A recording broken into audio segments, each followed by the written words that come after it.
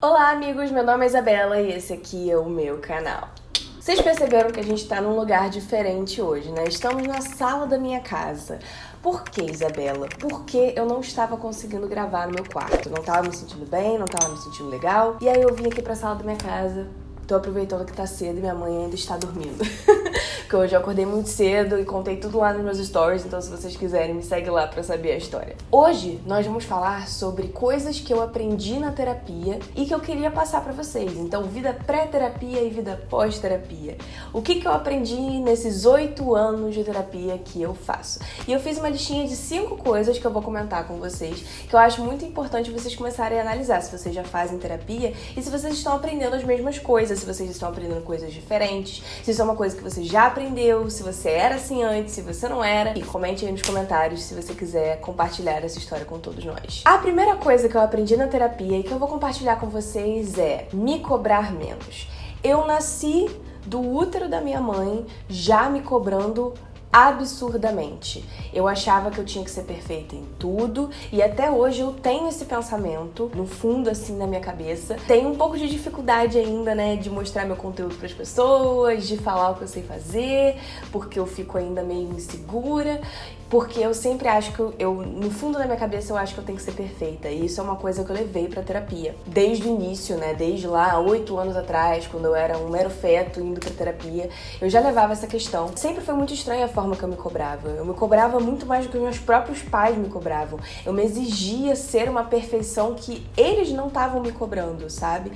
Meus pais nunca me exigiram que eu tirasse, tipo, nota máxima na escola. Eles sempre falaram, não, você tem que passar, você tem que estudar, você tem que continuar na escola, mas você não precisa ser a melhor aluna, só, tipo assim, estuda. Porque, assim, eles sabiam, eu acho, principalmente minha mãe, sabia que eu não era muito afim de estudar. Mas de vago. Não que eu não era muito afim de estudar, na verdade, que eu não gostava muito da escola em si. Eu gosto mais de fazer, eu adoro fazer minha faculdade, eu amo estudar, mas escola pra mim era um inferno. Mas mesmo assim, em outras áreas da minha vida que eu me importava mais, eu me cobrava absurdamente. Ser uma pessoa perfeita, principalmente a ver com beleza. Quando eu era mais nova, eu me cobrava estar sempre perfeita, sempre impecável, sempre bonita. Eu não podia sair sem maquiagem, eu não podia sair sem meu cabelo estar alisado e impecável, sem um frizz no cabelo. Então eu me cobrava muito. E isso só foi melhorar ano passado.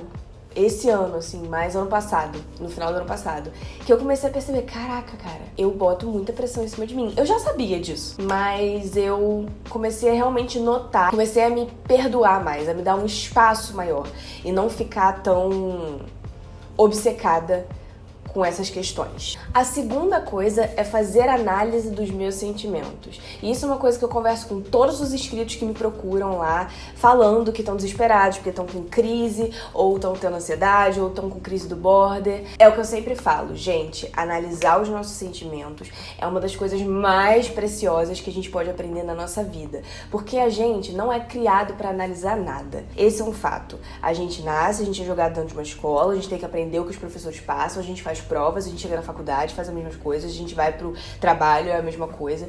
Então a gente não é criado pra analisar, a gente não é criado pra pensar. E esse é o problema, porque quando a gente começa a ter sentimentos estranhos, a gente não consegue pensar, a gente não consegue entender o que tá acontecendo e a gente só entra mais dentro deles. E isso é uma coisa muito ruim, porque a gente acaba só propagando aqueles pensamentos e a gente não quebra o ciclo deles, que é a coisa mais importante que a gente tem que fazer quando a gente tá em crise, quebrar o ciclo dos pensamentos repetitivos. Observar o meu humor, observar como eu tô me sentindo, o que eu penso, por que eu penso tal coisa, foi uma das coisas mais preciosas que eu aprendi. Eu sempre fui uma pessoa muito questionadora, inclusive meu primeiro vídeo no canal, assim, quando eu voltei a fazer o canal, foi sobre se questionar. Sempre fui uma pessoa questionadora, então nunca foi um problema eu começar a me questionar. Mas se você não é uma pessoa questionadora, comece a ser. Porque é importante. É importante pelo seu bem-estar, é importante pelo bem-estar de todo mundo que tá à sua volta, mas principalmente pelo seu bem-estar. Terceira coisa que eu aprendi na terapia é observar o meu cotidiano. Então, como falei, a gente não tá acostumado a observar nada, a gente tá acostumado a acordar, fazer o que a gente tem que fazer e dormir. Acordar, fazer o que a gente tem que fazer e dormir. E a gente faz isso no repeat a vida inteira até a gente morrer um dia.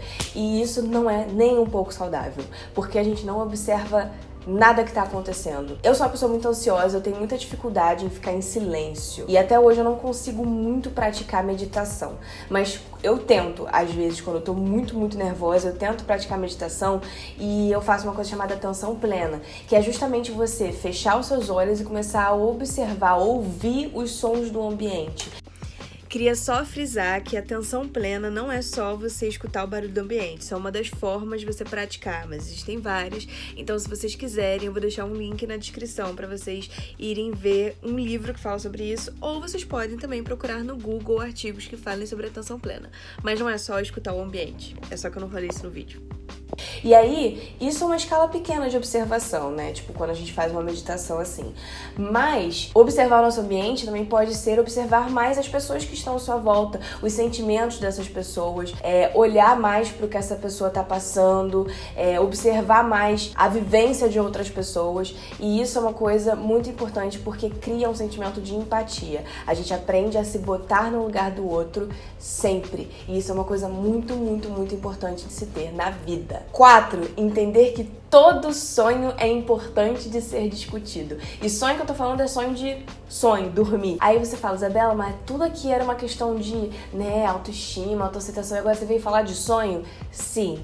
Isso eu não aprendi só na terapia, eu aprendi também na psicologia, estudando na faculdade, a área da psicanálise. E é o seguinte, todo sonho, ele é o nosso inconsciente colocando pra gente uma mensagem dele pra gente, né? Que às vezes tem coisas que estão muito lá dentro da gente que a gente nem sabe que estão lá.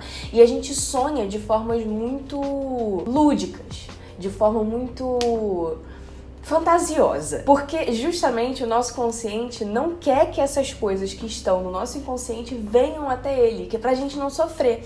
Então todo sonho que você tiver e lembrar, leve pra sua terapia, porque aí depende, né? Normalmente a psicanálise gosta mais de fazer análise de sonhos. Não sei tanto das outras abordagens, mas assim, em relação a sonhos, mas eu sei que na psicanálise a gente gosta muito de fazer análise de sonhos e eu acho uma das coisas mais interessantes. Todos os dias que eu me lembro do sonho que eu tive, eu tento entender por que eu tive aquele sonho, por que eu pensei daquela forma no sonho, qual é a alegoria que aquilo ali quer dizer, porque muita coisa é explicada dentro dos nossos sonhos e às vezes a gente deixa passar e às vezes a gente não se descobre por não refletir sobre eles. E 5, me olhar com amor. Então, voltando ao tópico lá do início, que foi me cobrar menos, eu sempre me tratei com muito desdém. E aí, eu acho que esse tópico vai ser um pouco mais longo. Por quê? Ultimamente eu tenho falado um pouco sobre autoestima com algumas amigas minhas. Na verdade, eu sempre falo sobre autoestima com as pessoas que estão à minha volta, porque eu acho que a autoestima é uma das coisas mais importantes que a gente tem que ter na vida. A gente tem que se amar. E isso é muito importante para que a gente continue vivendo e fazendo coisas boas para todo mundo, para a sociedade em si.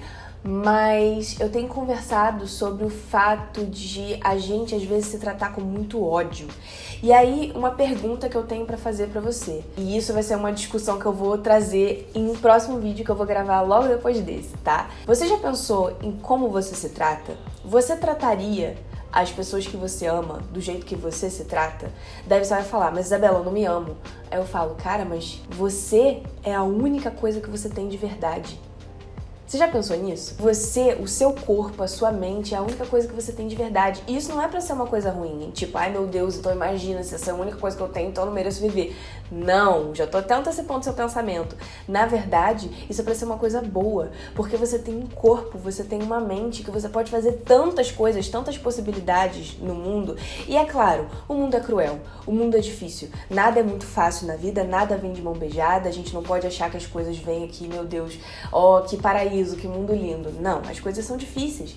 Mas, cara, o nosso corpo é o bem mais precioso que a gente tem. E a gente trata ele tão mal, sabe? E não, assim, não tô falando nem de comer mal ou não praticar exercícios. Tô falando da nossa mente mesmo. De se tratar como lixo. De se tratar como uma coisa mais inferior e nojenta que a gente pode imaginar. E isso é uma coisa que eu fazia muito. Então, assim, na terapia foi quando eu comecei a perceber, cara, eu preciso me amar. Eu preciso olhar pra mim com mais cuidado, com mais amor e entender por que eu tenho esses pensamentos, da onde eu tirei isso. Por que, por exemplo, eu me acho feia? Por que, por exemplo, eu não gosto das coisas que eu produzo? Por que, por exemplo, eu não gosto do meu cabelo, da minha pele, sei lá, qualquer coisa assim que a gente imagine? Por quê? Da onde veio esse pensamento? Porque a gente não nasce com esse pensamento, não é verdade? A gente veio ao mundo meio que cru, né? A gente não nasce com um pensamento destrutivo assim. Então, provavelmente, alguém botou ali dentro.